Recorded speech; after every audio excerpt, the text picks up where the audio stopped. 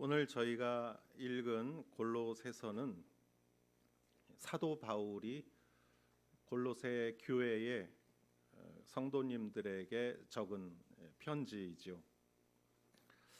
골로새서는 주후 AD 60년경에 바울이 로마의 감옥에서 갇혀 있을 때 기록한 편지입니다.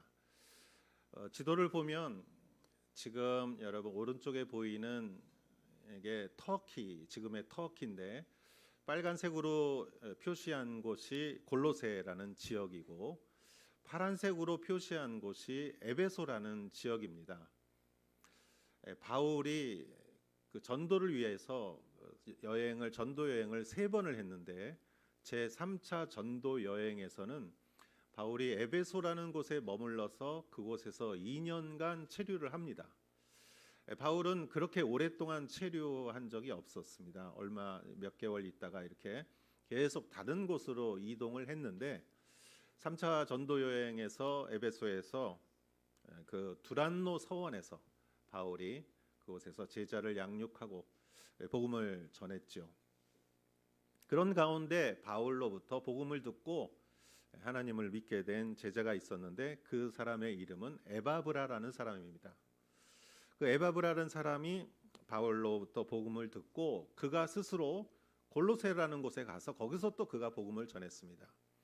그래서 그곳에 있는 이방인들이 예수님의 복음을 듣고 그들이 예수님을 믿기 시작하고 그리고 그곳에 교회가 시작되었던 것이죠. 그것이 바로 골로새 교회입니다. 그런데 그 골로새 교회는 시간이 지난 후에 큰 위기가 찾아오게 됩니다. 그 위기란 무엇이냐? 그것은 거짓된 잘못된 교사들의 가르침으로 인해서 중요한 복음의 그 중요한 부분을 잊어버리고 그리고 골로새 교회의 성도들이 잘못된 길로 가고 있었습니다.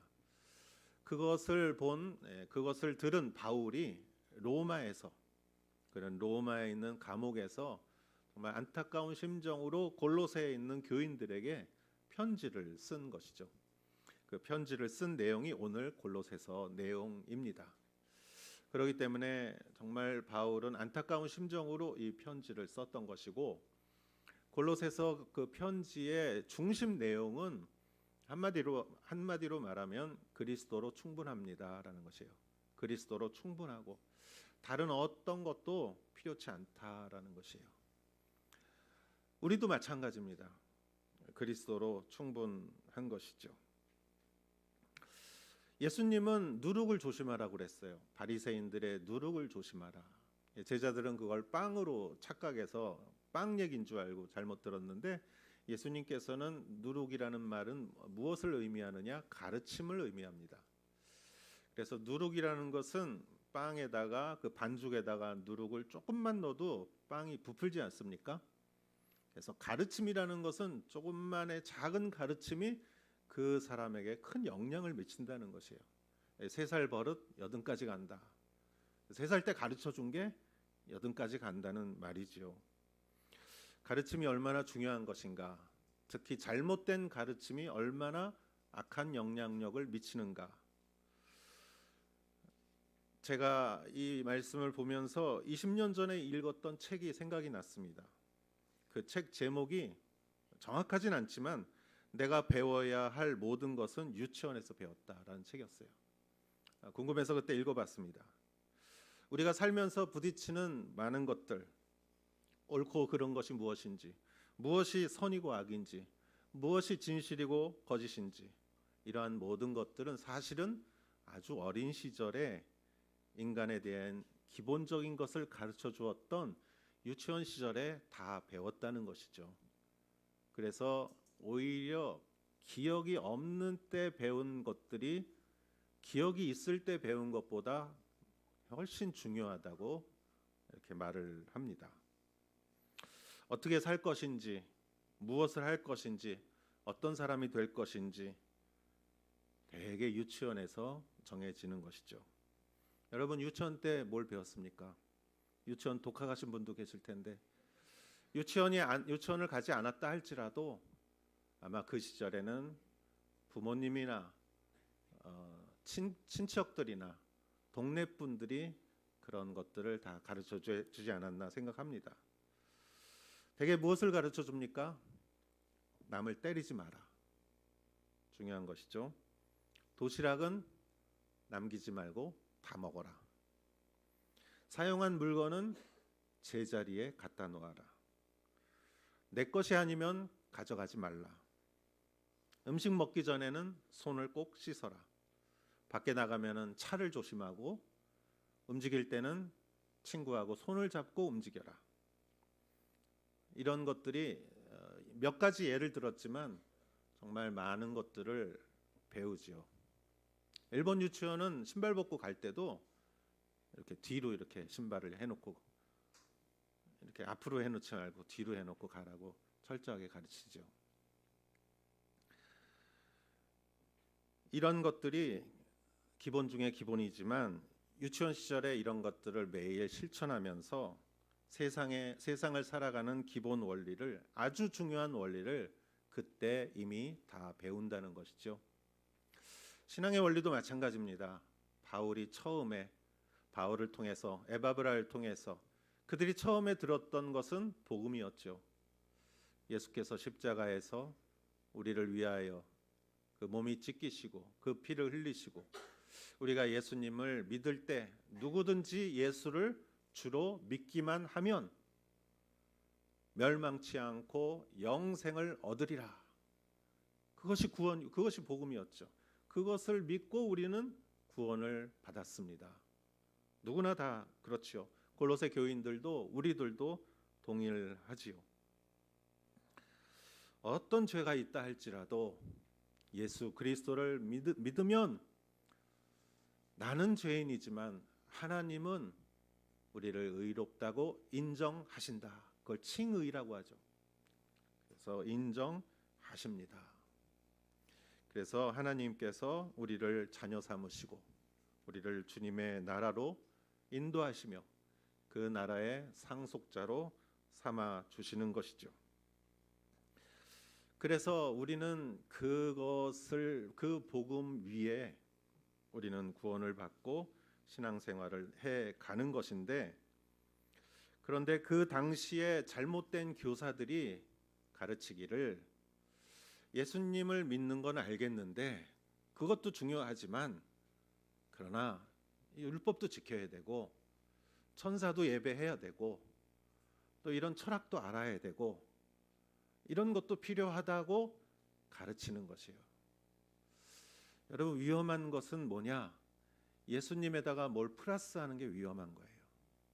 오직 예수님으로만, 오직 믿음으로만 구원을 받는 것이 복음이지, 믿음 플러스 뭐를 덧붙이는 것이 이단이고 그것이 잘못된 가르침이라는 것입니다.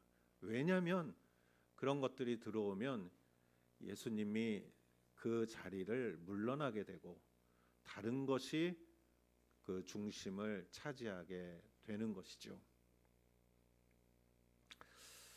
이 거짓 교사들이 어떤 것들을 가르치고 그랬는지 16절을 한번 읽어보도록 하겠습니다.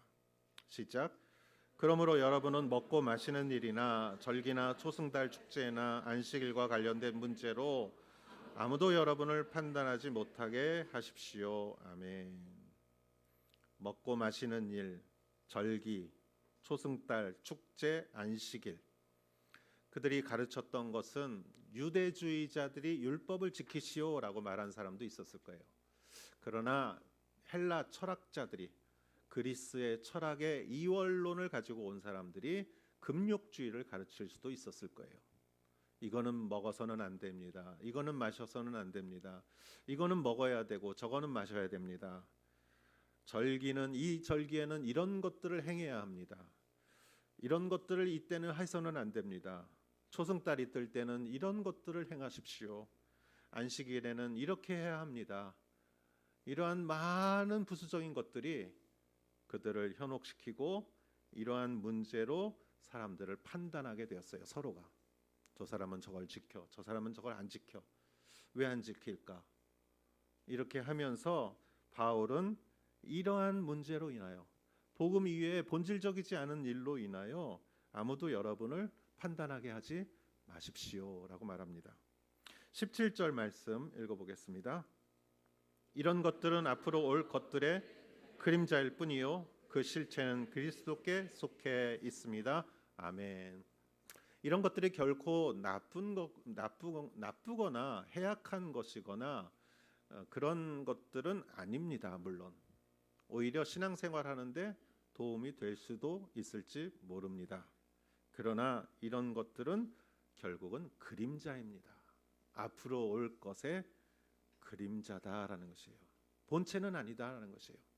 그림자고 형체일 뿐이다. 오직 그 본체는 누구죠? 실체는 예수 그리스도시다. 예수 그리스도를 붙잡아야지 예수 그리스도의 그림자를 붙잡아서는 안 된다라는 것이죠.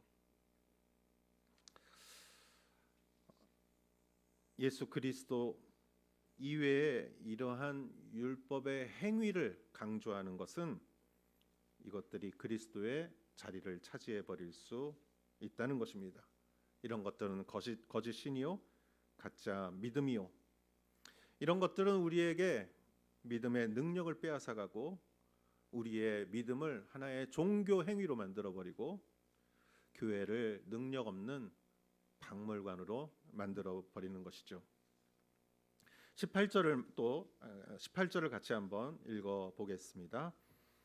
아무도 거짓된 겸손과 천사 숭배를 주장해서 여러분의 상을 빼앗지 못하도록 하십시오.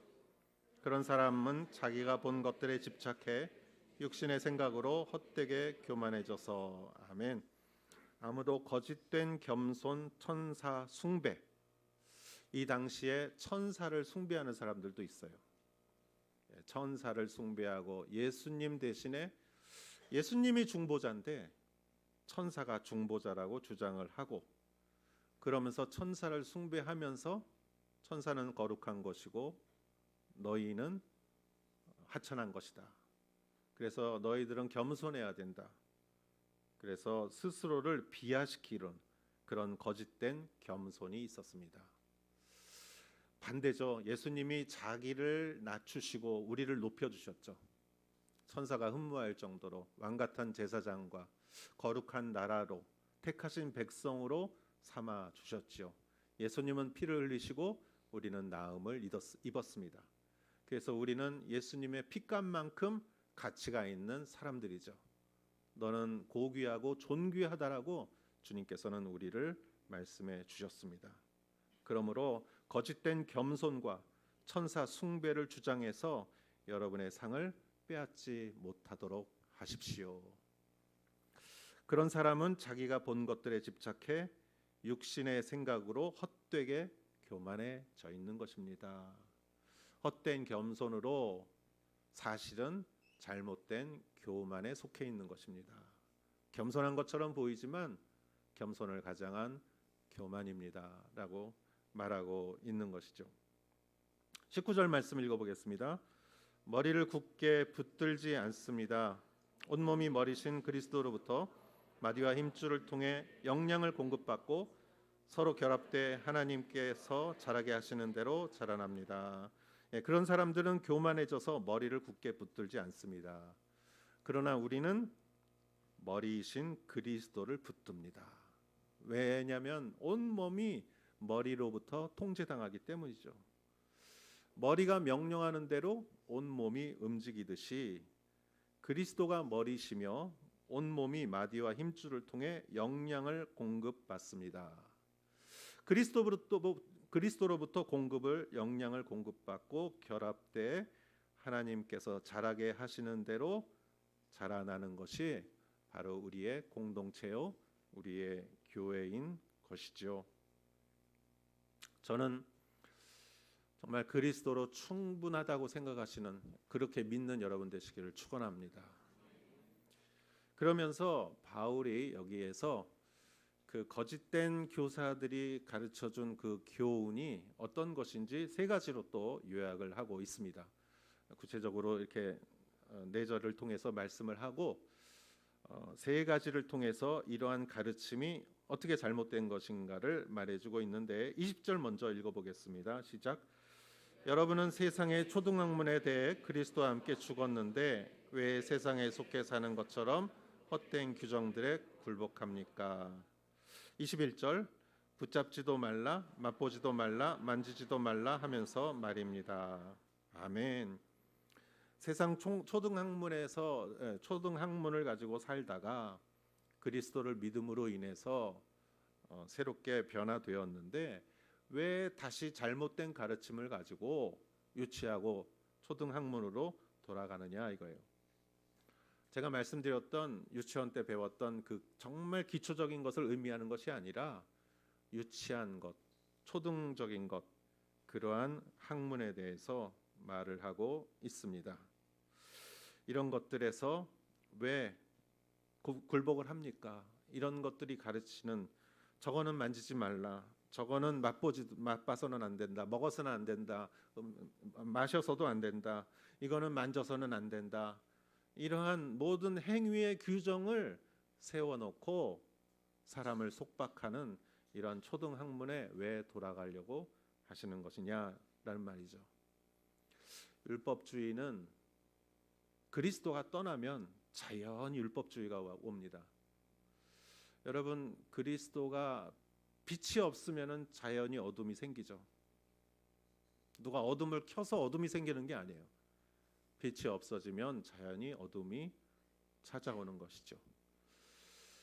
복음의 말씀이 내 안에 불타다가 복음의 말씀이 내 안에서 사라지고 내가 복음 앞에 예수 그리스도 앞에 다가가려는 이런 일들이 일어나지 않으면 자연히 율법이 찾아와요.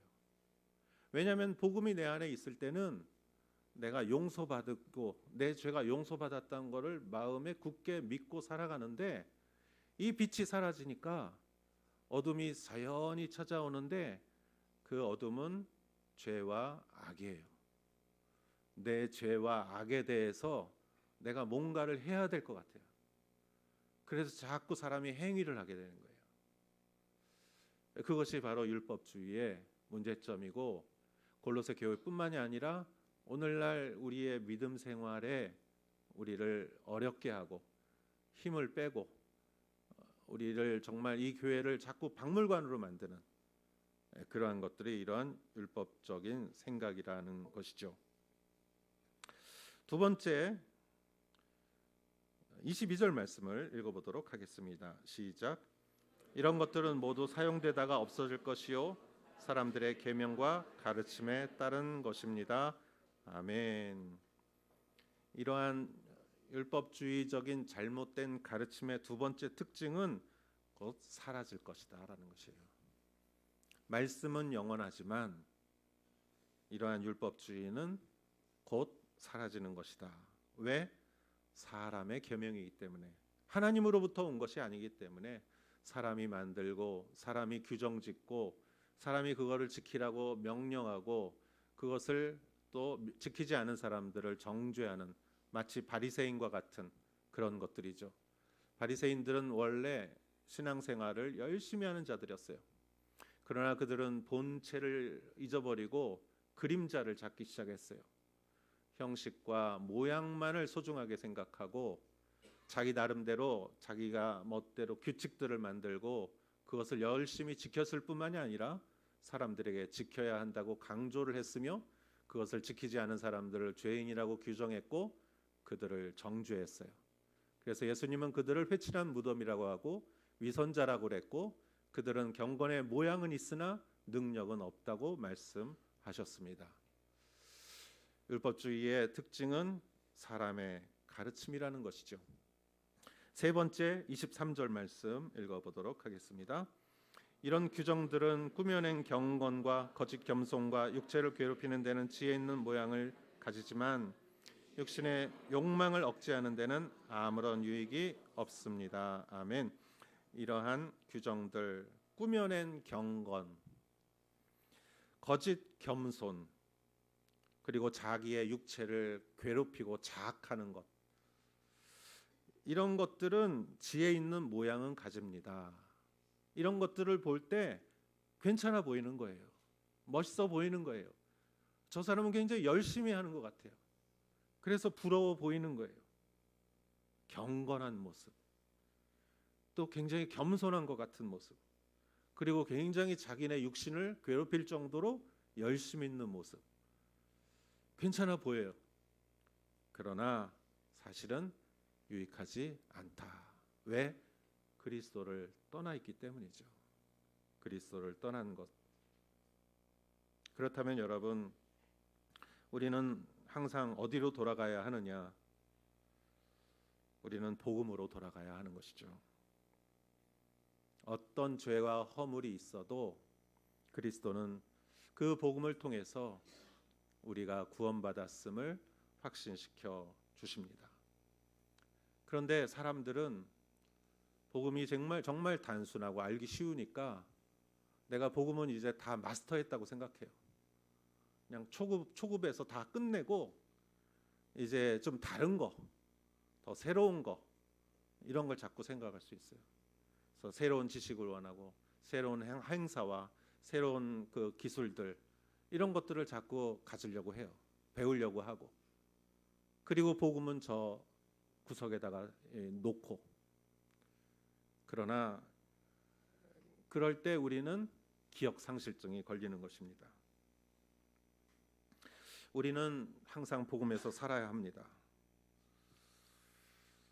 엘리츠 피츠패트릭이라는 사람은 되새김이라는 중요성을 얘기합니다. 그는 이렇게 말합니다. 우리의 감사와 순종이 제대로 성장하지 못하는 것은 기억 상실증 때문입니다. 기억 상실증. 무엇에 대해서? 복음에 대해서. 우리는 죄에서 깨끗해졌다는 사실을 자꾸 잊어버립니다. 무엇으로 인해서? 복음으로 인해서 이미 깨끗해진 것을 잊어버립니다. 그분의 사랑과 용서에서 위로와 확신을 얻지 못하면, 복음에서 그것을 얻지 못하면 과거의 죄에 묶이고 그 죄에 맞서 싸우기 위한 믿음과 용서를 얻지 못합니다. 그래서 믿음이란 내가 하는 행동을 주목하는 것이 아니라 그리스도가 우리 죄인을 위하여 이미 하신 행동을 주목하는 것입니다. 여러분, 우리가 율법적으로 자꾸 되면은요, 내가 하는 행위가 자꾸 주목이 돼요. 사람들의 행위, 새벽기도 나오고 헌금하고 예배 출석하고 봉사하고 뭔가를 해야 되는 행위, 그것이 여러분 절대 결코 나쁜 것은 아니죠. 오히려 굉장히 중요한 것이죠. 그러나 그것으로 우리가 구원받은 것은 아닙니다. 우리가 구원받은 것은 예수님이 이미 하신 십자가의 사건으로 우리는 구원을 받았기 때문에 우리는 어제도 오늘도 그 복음을 생각해야 되는 것이에요. 여러분, 성찬식은 왜 매달 합니까? 우리는 성찬식으로 돌아가야 돼요. 그 안에서 은혜를 얻고 힘을 얻어야 하는 것입니다. 우리는 복음 속으로 더 깊이 들어가야 합니다. 복음에서 시작해야 되고 복음에서 머물러야 하고 복음에서 뿌리를 박아야 하는 것이죠.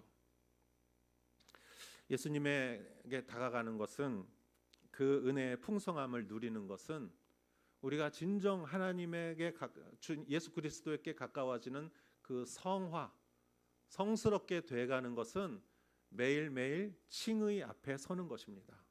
그리스도로부터 내가 죄의 용서 받았음을 내가 알고 믿고 느끼고 거기서 다시 시작하는 것이죠. 그래서 여러분, 오늘 제목이 후퇴하는 전진이라고 그랬어요. 우리는 매일매일 복음으로 후퇴해야 돼요. 그리고 전진할 때 진정으로 앞으로 나아갈 수 있는 것이죠. 잠깐 제가 5초 정도 영상을 준비했습니다. 5초 정도의, 불은 끄지 마시고 영상만 좀 보여주셨으면 좋겠습니다. 아주 간단한 영상입니다.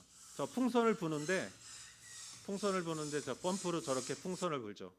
한 번 더 보실까요? 풍선이 점점 커지죠. 그런데 그러기 위해서 저 펌프를, 됐습니다. 감사합니다. 그러기 위해서 펌프를 어떻게 해야 돼요? 뒤로 한번 빼야 돼요. 그래야 공기가 머물고 그래야 풍선이 커지죠. 또 풍선을 크게 하려면은 뒤로 한 번 더 빼야 돼요. 그래야 그 안에 공기가 머물고 그 공기로 풍선에가 불어넣는 것이죠. 우리의 삶도 마찬가지입니다. 우리는 매일매일 복음으로 후퇴해야 돼요. 예수 그리스도께서 나를 위하여 무슨 일을 하셨는지, 여러분 내가 복음은 이제 다 알았어 할 수 있어요? 그거는 마치 내가 이 지구를 다 알았어라고 하는 것과 마찬가지예요. 여러분 평생 지구를 다녀도 내가 이 지구를 다 알 수 없어요. 내가 복음의 그 은혜를 평생 느껴도 그거를 다 알 수가 없는 것이죠. 우리가 범하기 가장 쉬운 것은 복음을 가볍게 생각하는 거예요. 아예 복음은 생각지도 않아요. 나는 신앙생활 30년 했으니까 50년 했으니까 이제 복음은 다 알아. 그렇지 않습니다. 전기 코드를 빼면은 여러분 기계가 돌아가지 않아요. 내가 오늘 복음의 그 은혜에 다시 한번 나아가지 않으면 전기 코드를 뺀 것과 같아요. 힘없는 크리스찬은 율법적으로 될 수밖에 없습니다. 그러면은 그 죄책감에 뭔가를 해야지 내가 좀 괜찮은 사람처럼 보여요. 자꾸 행위로 돌아가요. 여러분 한번 보십시오. 여러분이 헌금 열심히 하면은 내가 믿음이 괜찮은 것 같고, 헌금을 잘 못하면은 내가 믿음이 없는 것 같고, 교회 열심히 나오면 믿음이 있는 것 같고, 열심히 안 나오면 믿음이 없는 것 같고, 봉사를 잘하면 내가 믿음이 있는 것 같고, 봉사를 내가 잘 안 하면은 믿음이 없는 것 같죠? 그렇습니까? 정말 그렇습니까? 순서가 바뀐 것이죠. 여러분 내가 그리스도 안에서 내가 구원받고 내가 정말 하나님에게 진정으로 천국의 백성이 되었다는 것을 내가 깊이 느끼면 내가 더 예배드리고 싶고 봉사하고 싶고 하나님께 뭔가를 드리고 싶고 그러는 것이지, 결코 내 행위가 내 믿음을 드러내는 것은 아니라는 것이죠. 저는 몇 년 동안에 저희 부모님이 돌아가셔서 좀 힘든 시기가 있었습니다. 정말 이 세상에서 이제 더 이상 얘기할 수 없고 만날 수 없다는 것이 너무 안타까웠어요. 너무 슬퍼서 기도를 하는 중에 그리스도가 생각이 나더라고요. 복음에 예수 그리스도가 우리에게 주신 죄 용서와 그 영원한 천국의 소망이 예수님 곁에 가니까 그 소망이 내 안에 다가오고 그 소망 안에서 우리는 결국 천국에서 만날 수 있다는 소망이 들더라고요. 그 소망이 참 얼마나 저를 위로해 주었는지 모릅니다. 여러분, 복음 안에서 우리가 풍성함을 누릴 때 그 안에 모든 능력이 있는 것이에요. 우리가 슬픔을 이겨내고 역경을 이겨내고 두려움을 이겨내고 장벽을 넘어가는 모든 그러한 능력은 복음 안에 있는 것이죠. 여러분 오늘 우리 찬양을 한 곡 했으면 좋겠습니다. 전능하신 나의 주 하나님은 능치 못하실 일 전혀 없네. 우리 이 찬양의 가사를 생각하면서 오늘의 말씀을 또 다시 한번 묵상했으면 좋겠습니다.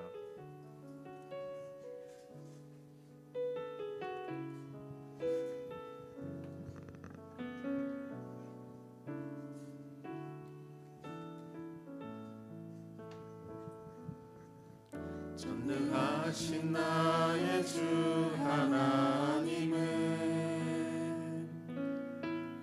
능치 못하실 일 전혀 없네. 우리의 모든 간구도 우리의 모든 생각도 우리의 모든 꿈과 모든 소망도 신실하신 나의 주 하나님은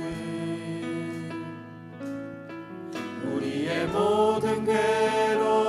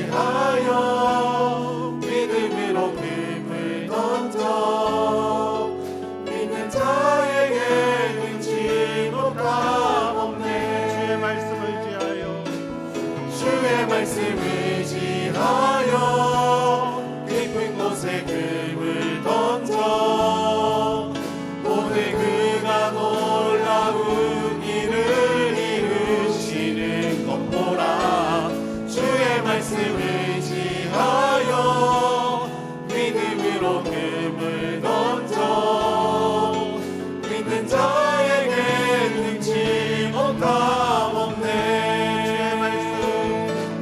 주의 말씀 의지하여 깊은 곳에 금을 던져 오늘 그가 놀라운 일을 이루시는 것 보라. 주의 말씀 의지하여 믿음으로 금을 던져 믿는 자에게 능치 못함 없네. 주의 말씀을 보며 오늘 그가 이루신 놀라운 일을 보라. 그분이 하신 일을 우리는 보아야 합니다. 내가 하는 일을 보는 것이 아닙니다. 그분이 이미 이루신 일을 보는 것이죠.